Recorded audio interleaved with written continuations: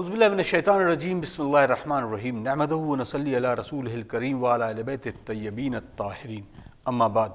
قال رسول اللہ صلی اللہ علیہ وآلہ وسلم اولنا محمد واوسطنا محمد وآخرنا محمد وکلنا محمد۔ معزز ناظرین، السلام علیکم ورحمۃ اللہ وبرکاتہ۔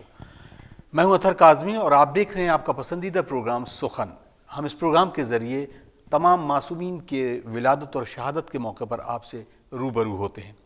آج ہماری سعادت ہے کہ ہم 11ویں امام امام حسن عسکری علیہ السلام کی یوم ولادت پر اپنے وقت کے امام عصر اجل اللہ تعالیٰ فرجہ شریف کی خدمت میں ان کے بابا کی ولادت کی مبارکباد پیش کرتے ہیں اور تمام ناظرین کی خدمت میں بھی مبارکباد پیش کرتے ہیں۔ ناظرین اکرام، یوں تو اس حدیث کا سہارا لیتے ہوئے میں نے اپنی گفتگو کا آغاز کیا، لیکن یقیناً ہم جب بھی گفتگو کرتے ہیں تو ہمارے سامنے کچھ نمونے عمل بھی ہوتے ہیں، اور زندگی کی اس پوری دور میں انسان کے لیے ان نمونے عمل کے طور پر ہمارے سامنے جو 14 معصومین ہیں انہوں نے اپنے کردار کو آئینہ بنا کر ہمارے سامنے پیش کیا۔ ہم آج اس موضوع کو ڈسکس کریں گے۔ ہمارے خوش نصیبی ہے کہ آج ہمارے ساتھ ہمارے بزرگ عالم دین حجت الاسلام والمسلمین علی جناب مولانا سید زاہد احمد رضوی صاحب قبلہ ہوں گے، اور ہم اس موضوع کو ڈسکس کریں گے۔ آئیے ان کا استقبال کرتے ہیں اور اس پر مسرت موقع پر ان کو بھی مبارکباد پیش کرتے ہیں۔ السلام علیکم۔ وعلیکم السلام۔ خدا بہت بہت مبارک کرے آپ۔ میں بھی مبارکباد دیتا ہوں آپ سب حضرات، آپ کی پوری ٹیم کو۔ جزاک اللہ۔ آقا، پہلا سوال ہے، جب ہم 11ویں امام کا تذکرہ کرتے ہیں تو سب سے پہلا کسی بھی شخصیت کا نام جو ہوتا ہے وہ نام نامی عسکری، امام حسن عسکری، اور یہ معصومین کی کڑی میں 14 معصومین دوسرے حسن ہیں، تو ہم نام کی مناسبت سے کیسے تشریح کر سکتے ہیں آپ کی؟ بسم اللہ الرحمن الرحیم۔ ہمارے 11ویں امام میں حسن عسکری علیہ السلام کا لقب جو ہے عسکری اس لیے کہ آپ 6 یا 7 برس کی عمر میں اپنے والد بزرگوار امام علی النقی علیہ السلام، جن کو مدینے سے متوکل نے بلایا تھا سامرے میں، اور آپ اس وقت ساتھ میں آئے تھے، اور متوکل نے آپ کو محلہ عسکر، یعنی جہاں متوکل کی فوج رہتی تھی بنو عباس کی، اس میں رکھا تھا فوج کی نگرانی میں، اور اس درمیان میں امام علیہ السلام کو خاص طور سے عسکری کے عنوان سے پکارنے بھی لوگ لگے تھے، لہٰذا آپ کا لقب مبارک اس محلے میں رہنے کی وجہ سے حسن عسکری ہوا، نہیں لقب عسکری ہوا۔ جہاں تک کہ امام حسن علیہ السلام کے بعد دوسرا نام نامی آپ کا ہے امام حسن کے نام پہ، تو ارشاد پیغمبر ہے اولنا محمد واوسطنا محمد وآخرنا محمد وکلنا محمد، ہم سب کے سب محمد ہیں، تو یہ ہیں تو سب محمد، لیکن نام کچھ مشترک ہیں سوائے امام حسین علیہ السلام، کہ ان کے نام نامی کو اللہ نے منفرد رکھا ہے، کیا کہنا یہ، کیونکہ ان کے نام بھی جو ہیں وہ عرش سے پیغمبر اسلام لے کے آئے تھے۔ جب معراج میں پیغمبر تشریف لے گئے ہیں تو عرش پہ یہ نام لکھے ہوئے تھے، یہ نام پیغمبر نے نہیں رکھے ہیں، نہ دنیا کے کسی اور شخص نے رکھے ہیں، بلکہ یہ وہ نام تھے جو اللہ کی طرف سے ان کے رکھے گئے تھے اور لوح محفوظ پر موجود تھے، وہاں سے پیغمبر اسلام۔ ان کے یہاں نام بھی جو رکھے جاتے ہیں وہ خداوند عالم کے حکم سے رکھے جاتے ہیں، اور خدا جو نام رکھتا ہے وہی یہ نام رکھتے ہیں، لہذا انہوں نے جو امام حسن کے نام پر امام کا، وہ اس خیال سے بھی، اور اس سلسلے میں ایک چیز میں اور عرض کر دوں کہ امام حسن علیہ السلام کی سیرت کو بہت زیادہ شام والوں نے چھپانے کی کوشش کی تھی۔ بے شک، یقیناً۔ تو اس کی وجہ بھی ایک اور ہو سکتی ہے کہ خود امام حسن عسکری علیہ السلام کے فضائل و محابد اور وہ تفصیل، اس لیے کہ اس زمانے میں اتنا موقع نہیں ملا تھا، امام حسن علیہ السلام کی جو زندگی ہے وہ جس طریقے سے مصائب میں، اور جو پروپیگنڈا تھا اس زمانے کا، اب وہ پروپیگنڈا تقریباً ختم ہو چکا تھا، اس لیے کہ رفتہ رفتہ دنیا میں بہت سے واقعات ہیں جس کے لیے ذکر کیا جا سکتا ہے، اور اکثر و بیشتر میں مجالس میں تذکرہ بھی اس کا کرتا ہوں کہ اب دنیا کی آنکھیں بہت زیادہ کھل چکی تھیں۔ اس وقت شام کے اندھیرے میں جو کیفیت تھی وہ امام حسن علیہ السلام کے کردار کو بہت مسخ کیا گیا تھا، بہت زیادہ، لہٰذا امام حسن عسکری کے ذریعے سے خاص طور سے اس بات کی بھی وضاحت ہو جاتی ہے کہ جب 11ویں حسن ایسا ہے تو دوسرا حسن کیسا ہوگا، یہ بھی واضح ہو جاتا ہے۔ اب ہم وقت پہ آتے ہیں کہ کس طریقے ولادت سے جڑے ہوئے ان پہلوؤں پر کہ کس طریقے سے آپ کا جو وہ منظر نامہ پیش کیا جاتا ہے ایک ولادت کا، تو وہ سما کیا تھا؟ اور ظاہر سی بات ہے آپ کی ولادت مبارک جو ہے وہ ولادت کے سلسلے میں 3 روایات ہیں۔ پہلی ہے 4 ربیع الثانی کے لیے، دوسری ہے 8 ربیع الثانی کے لیے جو علامہ مجلسی نے لکھی ہے، اور تیسری جو ہے جو ہمارے یہاں مشہور ہے اور بہت سی جگہوں پر وہ ہے 10 ربیع الثانی۔ یہ وجہ اس کی یہ بھی ہوئی ہے کہ جو مورخین تھے وہ ظاہر ہے ان حکومتوں کے تابع تھے، تو انہوں نے ان معصومین کے سلسلے میں تاریخ ولادت و شہادت میں بھی اسی لیے لوگوں کو ایک خاص تعجب میں مبتلا کیا ہے، جی،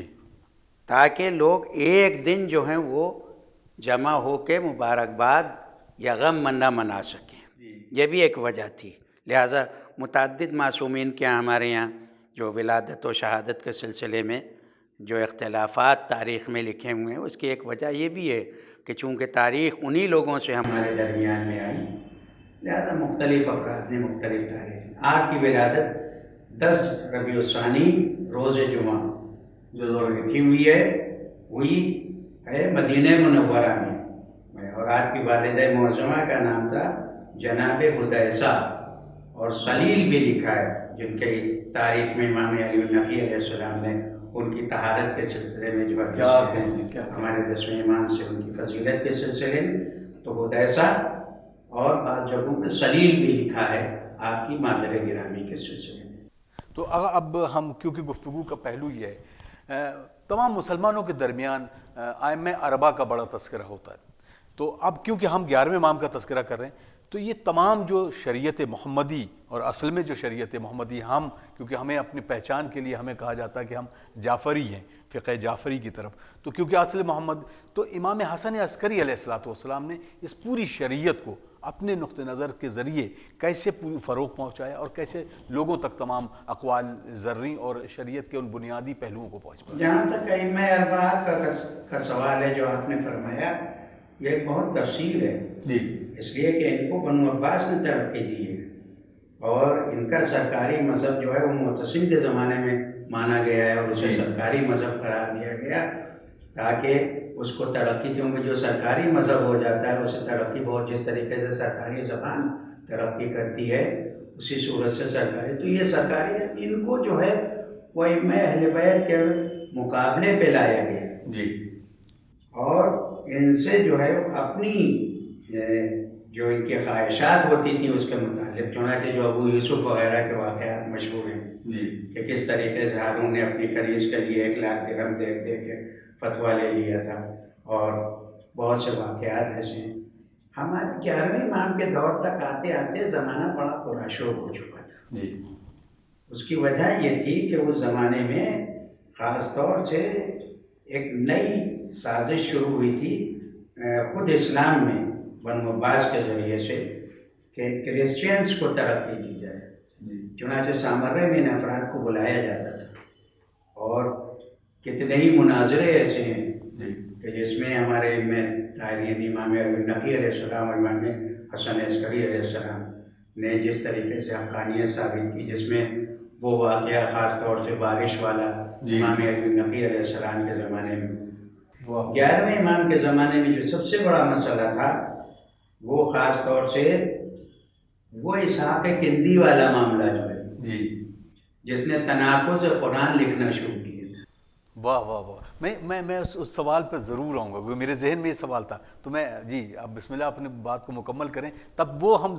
کیونکہ تمام ناظرین کی خدمت میں بھی یہ عرض کرنا ہے کہ وہ واقعہ کہ جب کوئی شخص کسی بات کو دنیا تک پہنچاتا ہے، اور آج اس حالات حاضرہ میں شاید یہ جواب بھی ان تمام لوگوں کے لیے ہے کہ جو منحرف ہو چکے ہیں اور بات کرتے ہیں قرآن کی، احادیث کی، رسول اللہ صلی اللہ علیہ وآلہ وسلم کی اور آل پاک کے بارے میں، ان کے لیے شاید بہت زبردست جواب بھی ہوگا۔ جی بسم اللہ۔ تناقض قرآن کا مسئلہ اس نے اسحاق کندی جو عراق کا رہنے والا تھا، ظاہر سامرہ بھی عراق میں تھا، یہ سامرے میں آ کے مقیم ہو گیا، اور اس کو بھی بنو عباس نے ہی اکسایا تھا اور ترقی کی تھی، کیونکہ یہ سب بغیر حکومت کی ایما کے نہیں ہو پاتا ہے، جیسے کہ آج کل حکومت کے ایمائی پہ بہت کچھ ہو رہا ہے، تو اسحاق کندی نے تناقض قرآن یعنی قرآن میں الفاظ کچھ ہیں اور معانی اس کے کچھ ہیں، یہ اس نے جو ہے وہ لکھنا شروع کر دیا تھا، اور وہ اپنے اعتبار سے چاہتا تھا کہ قرآن مجید کو مشکوک کر کے دنیا کے سامنے پیش کر دیا جائے۔ یہ بہت بڑا مسئلہ تھا۔ اگر وہ اس میں کامیاب ہو جاتا تو اس دور میں جو نہ پرنٹ میڈیا تھا اور نہ الیکٹرانک میڈیا تھا، اس زمانے میں بڑا مسئلہ ہو جاتا، اور امام کی خاموشی اس بات پر دلیل ہوتی کہ امام خاموش رہے، اس کے معنی راضی تھے۔ امام کے پاس ایک شاگرد آیا اسحاق کندی کا، اور اس نے آنے کے بعد جب بتایا، اور امام کو معلوم تھا، علم امامت سے بھی معلوم تھا، تو اس نے آ کے جب کہا تو امام علیہ السلام نے ارشاد فرمایا کہ میں تم سے ایک بات کہوں، تم اس تک پہنچا دو گے؟ اسحاق کندی کے شاگرد تھے، لیکن بہت ہی ملائم انداز میں اس سے بات کرنا تاکہ دوستی کا عنوان ہو جائے۔ ایک تبلیغ کا طریقہ بھی بتایا ہے کہ تبلیغ جو ہے وہ دوستی کے ذریعے سے، چنانچہ وہ شاگرد آیا اسحاق کندی کے پاس جو امام نے ارشاد فرمایا تھا۔ امام نے ارشاد فرمایا کہ اس سے جا کے اتنا کہہ دینا کہ یہ کلام کس کا ہے۔ جب وہ کہے کہ یہ اللہ کا کلام ہے تو اس سے کہنا کہ جو شخص متکلم ہوتا ہے وہ خود جانتا ہے کہ اس کے معنی کیا ہیں، دوسرا تو نہیں سمجھ پاتا ہے، وہ اپنے اعتبار سے اس کے معنی سوچنے کی کوشش کرتا ہے یا لکھنے کی کوشش کرتا ہے۔ آیا شاگرد آنے کے بعد اس نے اس سے تعلقات اس کو اور زیادہ قریب ہوا، وہ آنے کے بعد اس نے یہ مسئلہ ایک دن اس سے کہا کہ میں ایک بات کرنا چاہتا ہوں آپ سے، استاد اجازت ہے؟ تو اس نے کہا ظاہر تعلقات ایسے ہو ہی گئے تھے، اس نے کہا ہاں بات کرو۔ کہا کہ یہ جو کلام ہے یہ کس کا ہے کلام؟ تو اس نے کہا اللہ کا ہے۔ تو کہا جب متکلم خود جانتا ہے کہ اس کے معنی کیا ہیں جو ہم گفتگو کر رہے ہیں، جو لفظ استعمال کر رہے ہیں، دوسرے جو ہیں وہ اپنے اعتبار سے اس کو، تو فوراً متوجہ ہوا، لیکن اس سے کہا کہ یہ بتاؤ کہ یہ تم سے کس نے کہا ہے؟ تو اس نے کہا یہ میرے ذہن کی ایجاد ہے۔ کہا نہیں، تم اتنا نہیں سوچ سکتے ہو۔ کیا کہنے۔ جب اس نے بہت اصرار کیا اسحاق کندی نے، تو اس نے کہا کہ امام حسن عسکری علیہ السلام نے مجھے بتایا تھا، اور یہ ان کا کہا ہاں یہ تمام چیزیں اسی بیت علم سے نکل سکتی ہیں جس کو اللہ نے علم دے کے بھیجا ہے۔ یہ اسحاق کندی نے اقرار کیا، اور فوراً اس کے بعد اس نے اپنا وہ تمام لکھا ہوا آگ کے حوالے کر دیا۔ کیا کہنا۔ اور میں یہ سمجھتا ہوں کہ یہ جو مشہور تفسیر امام حسن عسکری علیہ السلام کی ہے، امام نے اسی بنیاد پر ایک تفسیر دے دی ہے خاص طور سے، کیونکہ ہمارے ائمہ کے یہاں احادیث ملتی ہیں لیکن ایک مکمل تفسیر نہیں ملتی ہے قرآن کی۔ بے شک۔ تو امام حسن عسکری علیہ السلام نے ایک مکمل تفسیر جو لکھی، جو تفسیر عسکری کے نام سے ہے، اور اردو میں بھی ٹرانسلیٹ ہو چکی ہے، لہٰذا جب اسے انسان پڑھے گا تو اسے معلوم ہوگا کہ یہ تفسیر شاید اسی ضرورت کے تحت تھی جو اس زمانے میں اسحاق کندی والا واقعہ ہوا تھا۔ سبحان اللہ، سبحان اللہ۔ ناظرین، آپ دیکھ رہے ہیں پروگرام سخن، اور یقیناً یہ جواب شاید آج کے اس پس منظر پر بالکل فٹ بیٹھتا ہے کہ آج وہ لوگ یہ سمجھ لیں کہ یقیناً کلام الہی وہ صرف رب جانتا ہے، یا ان کے وہ برگزیدہ بندے جن کو انہوں نے علم دے کر بھیجا ہے، یعنی اللہ نے جن کو علم دے کر بھیجا ہے۔ آغاز سے پھر ایک سوال لیتے ہیں، اگر اب کیونکہ غیبت کا آپ نے کہا کہ ٹریننگ ہو رہی تھی 10ویں امام سے، 11ویں امام کے اوپر بھی یقیناً غیبت کی ایک اہم ذمہ داری تھی، کیونکہ اب جو آنے والا ہے اس کی غیبت کو لوگوں تک پہنچانا بھی ہے اور اس کو چھپا کے بھی رکھنا ہے۔ کس طریقے سے علماء کے لیے، خصوصاً جو آج کے دور میں اور بھی ایک بات چل رہی ہے جس کو ہم اخباریت کہیں یا جس طرح سے، علماء کے لیے کیا ذمہ داری سونپی اور 11ویں امام نے اس کی ٹریننگ کیسے دی ہے؟ اسی لیے آپ نے مختلف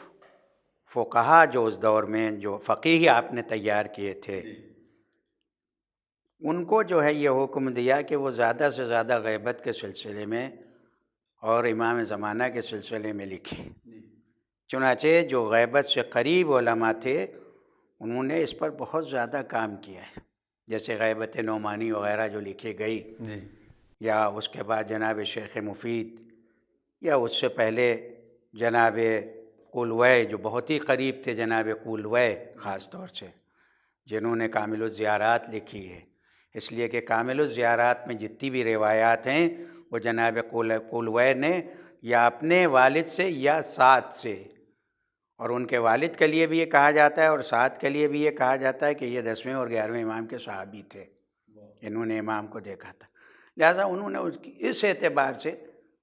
ان کے ذمہ فقہا کے یہ کام کیا کہ یہ زیادہ سے زیادہ اس پر لکھیں، چنانچہ اس زمانے میں جو نسخے لکھے گئے، اس لیے کہ منحرفین اس زمانے میں بھی تھے۔ جی، شلمغانی کا جو نام آتا ہے، شلمغانی نے یہ حالانکہ پہلے امامتی سے قریب تھا لیکن گمراہ ہو گیا یہ، اور اس نے جو کچھ لکھا ہے وہ بڑی گمراہی والی باتیں ہیں، اس پر قطعاً جو ہے وہ اعتبار نہیں کیا جا سکتا ہے۔ اب کیونکہ ابھی اکثر سوال اس پر بھی ہوتا ہے، کیونکہ یہ ہمارے موضوع سے تھوڑا سا الگ ہے، لیکن کیونکہ ذہن میں سوال آیا کہ اکثر جب ہم لوگ کسی روایت کو، کہ وہ قرآنی تفسیر تو الگ طریقے کی ہوگی، روایت کو ہم جب نقل کرتے ہیں اور ہم ان لوگوں کی تذکرہ کرتے ہیں کہ جو اپنے آپ کو ائمہ کہتے ہیں اور بہت تفسیر اور مفسر اس کی باتیں کرتے ہیں، تو جب ہم اس کتاب کا تذکرہ کرتے ہیں تو وہ لوگ جو ہمارے مخالفین ہیں اس میں کہتے ہیں اس کتاب میں یہ بھی تو لکھا ہے، اس کتاب کو یہ چیز تو آپ مان رہے ہیں، یہ چیز کیوں نہیں مان رہے ہیں؟ تو اس پر ہم آپ کا جواب ضرور چاہیں اس کے لیے علم درایت ہے، ہمارے علماء کے علم درایت پہ جو کتابیں لکھی گئی ہیں، خاص طور سے آیت اللہ العظمیٰ جو بہت قریب کے زمانے کے آیت اللہ العظمیٰ سید ابو القاسم خوئی نے جو درایت کے سلسلے میں لکھا ہے، اس لیے کہ ہمارے یہاں جب تک کہ درایت پہ کسوٹی پہ نہ وہ اترتی ہو، اس میں دیکھا جاتا ہے کہ راوی کا کیریکٹر کیسا تھا، کیا کہنے، اس لیے کہ ہم ہر ایک کو تھوڑی مان سکتے ہیں، جیسے شمر ذوالجوشن والی جو یا امریاس والی جو روایات ہیں، یا مثلاً فرض کیجئے اور بہت سی ایسی روایات ہیں دوسروں سے، حسین ابن نمیر تک کے تو روایت ہے، بخاری وغیرہ میں مجھ سے بھی روایت ہے مثلاً، تو اب یہ تھوڑی مان سکتے ہیں، اس لیے کہ کیریکٹر دیکھا جاتا ہے اور دیکھا جاتا ہے کہ انہوں نے جھوٹ، دماغ بھی صحیح تھا، جھوٹ تو نہیں بولتا تھا، یہ سب چیزیں، اسی لیے علم درایت ہے۔ تو علم درایت پہ جو ہماری کے یہاں کتابیں ہیں اس میں وہ دیکھ سکتے ہیں کہ کون سی روایت ہمارے نزدیک صحیح ہے اور کون سی غلط ہے۔ جزاک اللہ۔ آغا، امام حسن عسکری علیہ السلام کا کوئی ایسا واقعہ کہ جس کے ذریعے دشمنوں پر ایک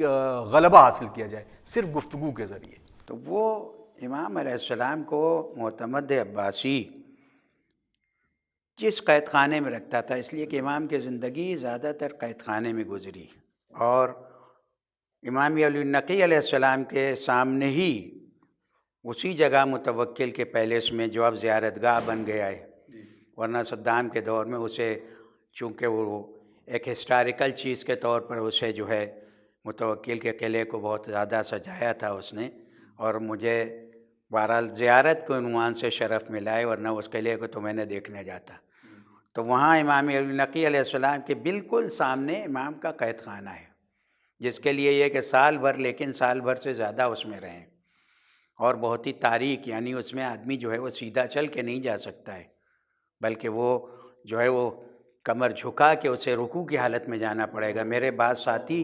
آدھے تک گئے تھے گائیڈ کے ساتھ اور واپس آ گئے کیونکہ اندھیرا تھا۔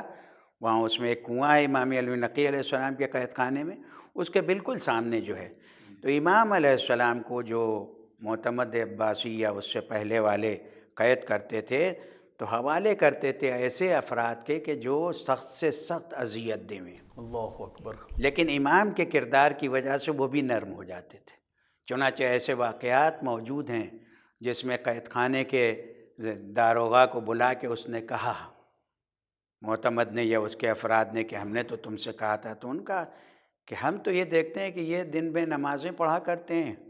اور روزے رکھتے ہیں، رات میں بھی عبادت کیا کرتے ہیں، اس کے علاوہ تو یہ کچھ ہم نے کچھ دیکھا نہیں۔ اور یہاں تک کہ انتہائی بدخصلت افراد کے حوالے جو کیا تھا، جو بالکل ہی دین سے دور تھے، وہ بھی دیدار ہو گئے تھے۔ جب وہ آئے تو وہ سجدے کر رہے تھے، نمازیں پڑھ رہے تھے، وہ بالکل ہی اللہ اللہ کرنے لگے تھے۔ تو ان سے پوچھا کہ یہ کیا تبدیلی کیسے ہوئی؟ کہا اس قیدی کی وجہ سے ہوئی جو قید خانے میں ہے۔ اللہ اکبر۔ اور جب ہم اس پر نظر ڈالتے ہیں تو ہمارا بدن جو ہے وہ کانپنے لگتا ہے، ان کے نظر اٹھانے کی وجہ سے۔ ان سے جو ہے نظر ملا تو سکتے نہیں ہیں، لیکن ہمارا بدن جو ہے کانپنے لگتا ہے۔ لہٰذا جب ہم نے یہ دیکھا تو ہم اس بات پر مجبور ہو گئے کہ ہم خود سجدے کریں، ہم خود عبادت کرنا شروع کریں۔ امام علیہ السلام کو جس وقت اس نے برکت الصبا یا برکت الصبا دونوں طریقے سے، جس میں وہ درندے رکھے جاتے تھے جو متوکل نے پالے تھے، یہ 10ویں امام کے زمانے کا بھی واقعہ ہے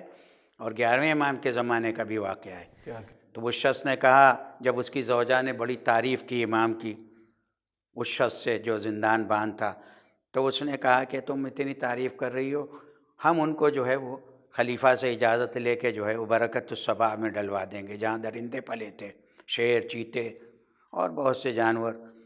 تو چنانچہ اس نے دروازہ کھولا، اور اتفاق سے وہ بھی متوکل ہی کے پیلس میں ہے جی، اور وہ دریچہ بھی موجود ہے جس سے متوکل سے امام علوی نقی نے فرمایا تھا کہ تو بھی آ جا، تو اس نے کہا تھا میں آ جاؤں تو مجھے تو یہ پھاڑ کھائیں گے۔ اس کے معنی یہ پہچانتے تھے، لہٰذا زیارت کے جملے ہیں کہ پہچان کے انہیں نہیں پہچانا، جو زیارت کے جملے ہیں۔ چنانچہ امام حسن عسکری علیہ السلام کو اس زندان بان نے، اس کا نام بھی موجود ہے، ڈالا وہاں، اور خود وہ دیکھ رہا تھا، ظاہر ہے جب وہ اس کی تو ہمت ہوگی نہیں وہاں جانے کی، تو وہ دیکھ رہا تھا، تو اس نے یہ منظر دیکھا کہ امام علیہ السلام اسی برکت صبا میں نماز پڑھ رہے ہیں، اور وہ درندے، پھاڑ کھانے والے جانور جو ہیں وہ آپ کے چاروں طرف کھڑے ہوئے ہیں، اور اسی کے ساتھ وہ کچھ کلام کرتے جاتے ہیں اور امام اس کا جواب بھی دیتے جاتے ہیں نماز کے بعد۔ تو اس کے باوجود مجھے تعجب ہوتا ہے کہ آج ایک چھوٹی سی کوئی شے ایسی دیکھ لیتا ہے تو جاتا ہے، جانے کے بعد یہاں خود ہندوستان میں بہت سی مثالیں موجود ہیں کہ ذرا سے چمتکار دیکھ لیتے ہیں تو دیوانہ وار اس تک پہنچ جاتے ہیں۔ مگر وہ کیسے تھے؟ اس لیے جن کے لیے خوشوشم مسندہ کا لفظ ہے کہ وہ سوکھی ہوئی لکڑیاں تھیں، یعنی ان کی توفیق ہی نہیں تھی، ان کے اعمال کی وجہ سے۔ بڑا خوبصورت صحیح جواب آپ کا، لیکن اب یہاں پر ایک سوال اٹھتا ہے، یہ جو معرفت کی جو منزل ہے، انسان یقیناً ہم اپنے دل میں، ہم اپنے دلوں کی گہرائیوں سے، جسے کہتے ہیں صمیم قلب سے چاہتے تو ہیں، محبت کا اظہار بھی کرتے ہیں، لیکن یہ معرفت آتی کیسے ہے؟ کیونکہ جنہوں نے دیکھا وہ پہچان کر بھی نہ پہچان پائے، تو یہ معرفت کی جو منزل ہے اس کو کیسے طے؟ یہ توفیق پہ ہوتی ہے۔ وہ اس لیے ظاہر ہے ان کو وہ ہوا و ہوس کا شکار تھے، ورنہ انہوں نے بھی فضائل پڑھے ہیں، مگر ان کے سامنے دنیا تھی۔ اگر ان کے سامنے آخرت ہوتی، جیسے بولول دانا والا واقعہ ہارون کا مشہور کہ اگر آخرت ہوتی تو وہ اپنی جو ہے حکومت دے دیتا، قیمت جو مانگی تھی، اور اس کے بعد وہ جنت کا گھروندہ گھر لے لیتا۔ ان کے نزدیک صرف دنیا تھی۔ چنانچہ وہ واقعہ بھی تاریخ میں لکھا ہوا ہے کہ جب ہارون نے فدق دینے کے لیے کہا امام موسیٰ بن جعفر علیہ السلام سے، اور آپ نے حدود فدق آپ نے جب بیان فرمائے تو اس نے کہا کہ یہ تو میری پوری حکومت چلی جائے گی، لیکن کیسا بد نصیب تھا کہ حکومت تو چلی گئی، لیکن قبر پر، اس لیے یہ قبر امام رضا علیہ السلام کے بالکل پیچھے وہیں مشہد مقدس میں اسی روضے میں ہے، لیکن امام پہ سلام پڑھتے ہیں جانے والے اور ہارون پہ لعنت پڑھتے ہیں۔ یہ ایک فلسفہ بھی بتا دیا، دنیا میں ہی بتا دیا کہ دیکھیے کس طریقے سے آج کے اس دور میں ہم سب کے لیے تو ذمہ داریاں کیا ہیں؟ آج اگر ہم ایک پیغام کی شکل میں یہ پیش کرنا چاہیں تو آپ سے ایک پیغام۔ سیرت ائمہ طاہرین، سیرت پیغمبر، سیرت معصومہ کو زیادہ سے زیادہ بیان کیا جائے، کیا کہنا؟ ان واقعات کو بیان کیا جائے تاکہ اس کے ذریعے سے ہماری نئی نسل کو خصوصاً، اور اس کے لیے میں ہمیشہ اپنے چھوٹے بھائیوں سے جو اہل منبر ہیں، اور خود میں اپنے لڑکے کی بھی تربیت میں نے ایسی کی بحمداللہ، اس کی مجالس بھی اسی اعتبار سے ہوتی ہیں، تو وہ، اور خود بھی میں اس بات کا ہمیشہ سے وہ رہا، تو وہ تاریخی واقعات پڑھیں منبر سے بھی، چونکہ منبر ہمارے یہاں سب سے عظیم درسگاہ ہے، یقیناً اس سے بیان کریں، مسائل بھی بیان کریں۔ ایسا نہیں ہے اگر گھنٹہ بھر کی مجلس ہے تو اس میں 10 منٹ مسائل کے لیے بھی رکھیں، نرم انداز سے تبلیغ بھی کریں، لیکن زیادہ سے زیادہ سیرت ائمہ، سیرت محمد و آل محمد، اور اب تو خصوصیت کے ساتھ میں اس بات کے لیے اپیل کروں گا کہ زیادہ سے زیادہ پیغمبر اسلام کی سیرت پڑھی جائے۔ واہ واہ، کیونکہ جو لوگ یہ کوشش کر رہے ہیں کہ پیغمبر کی، حالانکہ وہ کر نہیں پائیں گے، اس لیے میں بہت صاف انداز میں کہ جو چیزیں لکھی جاتی ہیں ان کا تاریخ میں کوئی وجود نہیں ہے، افسانے کی حیثیت سے وہ کتابیں نہیں ہیں جو آج لکھی جا رہی ہیں دوسروں کے اشارے پر۔ کیونکہ میں نے وہ کتاب پڑھی ہے جو آج کل آئی ہے، دیکھی ہے 12 صفحے کی کتاب، 12 صفحے سے زیادہ لکھ بھی نہیں سکے، اس لیے کہ ظاہر ہے کہ جب جھوٹ لکھا جاتا ہے تو کہاں تک کہ جھوٹ بولے گا، کہتے ہی ہیں کہ جھوٹ کی ایک حد ہوتی ہے۔ بہرحال بہت بہت شکریہ آقا، بہت شکریہ، یقیناً بڑی خوبصورت و نورانی گفتگو تھی۔ ناظرین، آپ دیکھ رہے ہیں پروگرام سخن، اور اس پروگرام کے ذریعے جہاں ہم تمام ائمہ اور معصومین کے علاوہ ان دیگر اشخاص کے بارے میں گفتگو کرتے ہیں جن کی ولادت یا شہادت کا موقع ہوتا ہے، آئیے مل کے ہم دعا کرتے ہیں، اللہم عجل لولیک الفرج، اور ہمیں اجازت دیجیے۔ والسلام علیکم ورحمۃ اللہ وبرکاتہ۔